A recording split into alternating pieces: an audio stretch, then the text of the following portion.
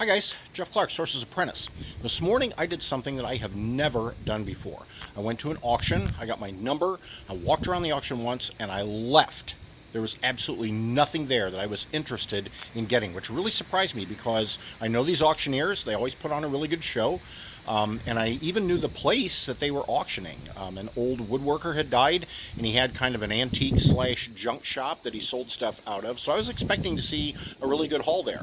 And there was a lot of nice furniture that he had built, and there was a whole bunch of old tools. I really didn't feel like messing with tools. So I left. One reason that I left is because this auction was in the city of Plymouth, which is about 20 minutes away from me.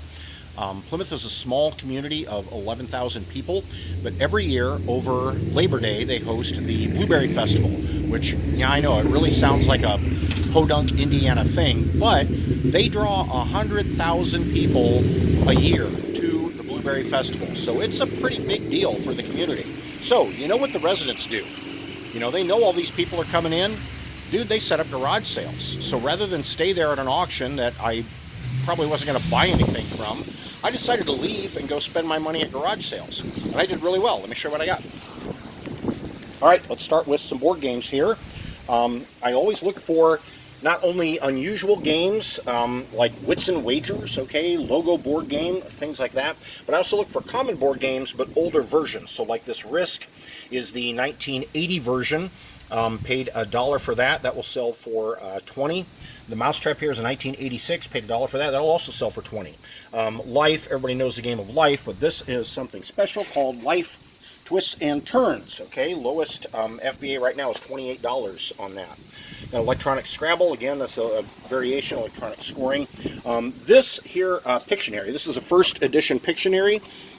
The game itself sells pretty well on Amazon, but even if it's not complete, you can take just the card box out, and there's a listing on Amazon for the box of cards, replacement cards. I honestly just sold a box of replacement cards the other day for $20. So that's something to watch for. The Stump I thought looked fun, old vintage game. There's some listings on eBay, pretty low price, no sales, so that'll probably just go to Goodwill. Got a few puzzles here. Again, I look for certain artists or brand names like Ravensburger. That's pretty cool. Wrestling, good grief. The Undertaker puzzle. Surprisingly, that did not have a very good sales history. Whoa, Marilyn. Oh, baby. Yeah, that's my kind of puzzle here. Now, this one, I paid $10 for that. Not only because Marilyn is gorgeous, but also because it's sealed. Now, this cellophane on here, that doesn't look very professional. I don't think that this is original shrink wrap, but if you notice, the paper edge is untouched, so this is a sealed puzzle. Now, there is a listing on Amazon. There's only one merchant fulfilled seller at $20, and it's an open box. It's a collectible. So mine is sealed. So I think what I'm going to do is take that nasty looking shrink wrap off and put her in a poly bag and send her into Amazon in new condition. I'll probably price her around $50. Again, I paid $10. Speaking of new condition, all three of these are sealed games. I paid $5 a piece for them. This one is a restricted brand on Amazon. If I can't get ungated, I'll sell it on eBay. It'll go for $12, $15. Rollick sealed goes for $20 on Amazon. Firefly, oh, I loved Firefly. What a great series. Nathan Fillion. That is a sealed game. That sells for $37 on Amazon. All right, got this cute little Polar Bear Coca-Cola mug. I did not look that up. I don't know if it'll sell or not. Looking for boring stuff here. Laser and inkjet labels. Ho-hum, paid $1. Great rank in Office. Sells for $14. Grabbed this stack of records, and I paid a lady $10 for them because I got really excited. I saw Elvis's debut album. Yay, I'm going to make a mint. Whoa, no I'm not. The cover is stapled. It's split to crap, and inside, it's not even Elvis. It's Ray Conniff. I got ripped off. What a rip-off. Oh well, nothing else. I'll add Nat King Cole and Martin Denny to my album collection because I love that music. But anyway, can't win them all. I got a couple more records at another garage sale. Bobby Darin. I love Bobby Darin. Christmas. I've sold this album a couple of times. $16, $17 goes well. This Reader's Digest set I grabbed actually does not have a good rank. That'll probably just go in Goodwill. So, did not do so well on records today. But, check this set out. I really don't know anything about vintage liquor bottles, except they really look cool. But I paid 25 bucks for this because it came with all these cool little glasses, and each one has a different label.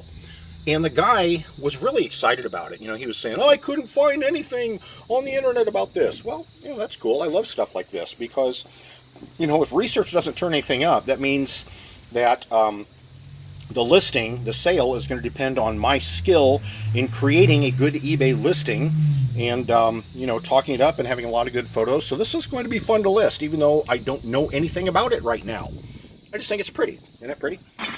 Okay, grabbed a few books. I thought the cat sold it sounded like fun, but it's actually junk. That will go to my Better World Books bin. Strong's Concordance, always a good seller. Halley's Bible Handbook, same. Got a couple of genealogy books here. I've sold some really narrow niche genealogy books in the past. This one seems really narrow niche. Northern Stark County. Wow, what are there? 12 people that are going to be interested in that book? You would be surprised. I've actually sold, you guys know I live in or near a big Amish community. I've actually sold some genealogy books that were pertaining to specific individuals in, you know, the Amish church in my area. So these actually might sell. And speaking of Amish, I picked up a couple of books here that are written, check this out, in Pennsylvania Dutch. Now, this will probably not surprise you, but I have actually sold a couple of Pennsylvania Dutch books in the past. So will I be able to sell these? I don't know. I'll have to translate them first. Anyway, I thought they were kind of cool. Only paid 50 cents a piece for those. All right, let's move to kitchen stuff.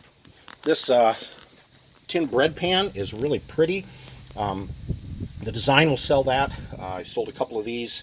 It'll probably go for about 20 bucks or so. Always grabbing aluminum, pressure cookers, big pots. Isn't that cool? Look at these up here.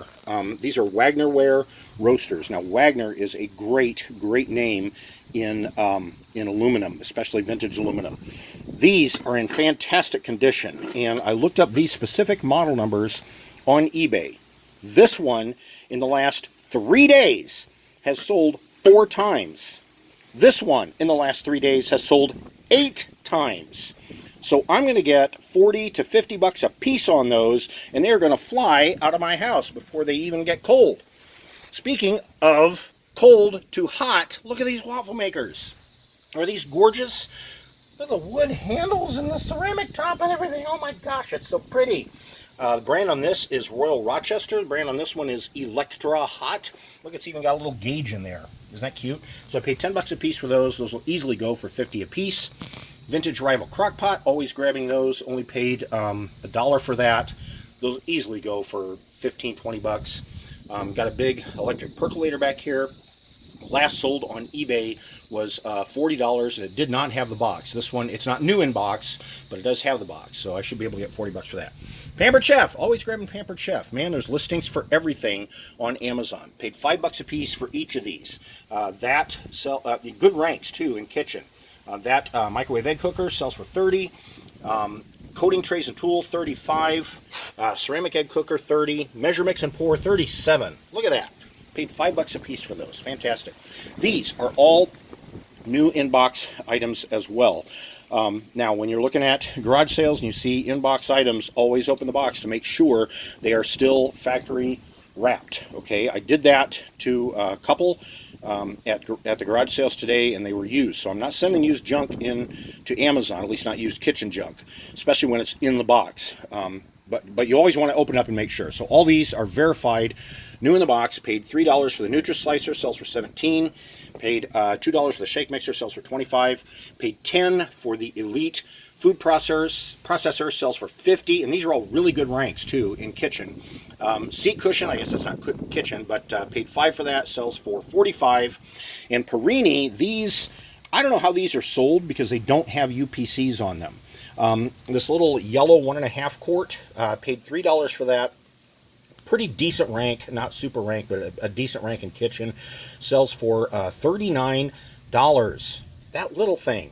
And this bigger one back here, I bought for $6. 3 quart, has a listing on Amazon with rank and 0 sellers. My favorite scenario. I will have no competition, and I will get to price it high. Okay, DVD VHS combo. I love these. Paid $1 for this. That may have been $1 too much. There's a lot of unsold listings on eBay. I don't know. Maybe able to sell that, maybe not. If nothing else, I've got a few cords and I've got a remote to sell. Paid $1 for this Panasonic TV VHS 13-inch combo. Several solds on eBay. $60 to $100 plus shipping. Yahoo! Okay, Onkyo 6-disc CD changer. This again is brand new in box, never taken out. Okay, I paid $6 for this. There is a listing on Amazon. Rank is like 300,000 in electronics, and it is selling in brand new condition for $180. Yahoo! Printer back here, I paid $7 for that. It also is sealed, never ever been open. Okay, decent rank. Oh no, not decent rank, fantastic rank. The rank is 16 in office products. No kidding, 16, and it sells for $60. So $7 to $60, that'll go really quick. This is the coolest thing I bought today. Okay, I just grabbed it because it looked cool. It is called a, here, let me open it up. There we go. Okay. It is a water level recorder by the Weather Measure Corporation, property of East Carolina University. So I could not find anything about this on eBay or even using the Google. But I took this up to the garage sale table, and the guy said, "You know much about those?" And I said, "I know absolutely nothing about those." Oh, here's my dog. She wants to say hi. That's Hazelnut. Hi, Hazelnut. Anyway, I said, "I know absolutely nothing about these. I don't even know why I'm buying it." He said, "Well, you're buying it because it's really stinking cool." I said, "Yeah, okay, I'll give you that, buddy." So he tells me a little bit about it. He says, this screw here, there's another different size screw in there, and depending on which one you put in, this cylinder will make one rotation a day, or with the other screw, it will make one rotation a week. Okay? And you got the ink here. You wrap this cylinder with paper. You got the ink, and you got this little marker here, okay? And it will mark the paper as the water level rises or falls. Okay, do you see that? So then you will get a record of 1 day or 1 week of water level. Now, like I said, I could not find comparables on eBay. Other water level loggers that I found on eBay are computerized, and they're selling for $350, $400 a piece. Okay, so I don't know what I can get for this. I mean, it's vintage. It's pretty unique. So the guy talked to me a little bit about it, and then he said, "Oh wait, I did not put a $15 price tag on that." I said, "Well, I'm sorry, sir. That's the price that was on there." He said, yeah, he hesitated for a while, and then he said, "I'm gonna need at least twice that." So I pulled out $30, and he still was pretty hesitant to take my $30, but finally he took it, and I grabbed my new toy and headed for the van before he could change his mind and double the price again. Right? So that's my haul today. I'm glad I didn't stay at the auction, actually. I had a lot of fun, and I got some good stuff here. Leave me some comments, tell me what you think, and tell me what you're finding in your sourcing.